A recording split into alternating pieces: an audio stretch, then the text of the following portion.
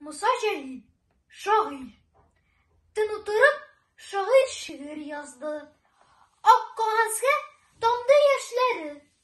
Тышта давыл иде. Бертуктаусыз күк күкрәде.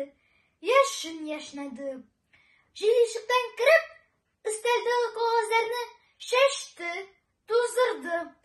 Аннан чыгып тышка, йөрәк яргыч ачы тавыш белән сызгырды. Тау-тау булып дәрья дулкынланды. Яшен сукты калын имәнне. Очпыштыргыч шомлы тынлык басты тирәдәге карсак өйләрне. Тик төн буе шагыйрь бүлмәсендә ут балкыды, көннән яктырак. Давылланып аның йөрәгеннән ак кагазга хисләр актылар.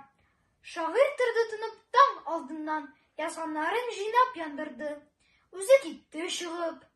Җил басылды, давыл тынды, алттан кабынды.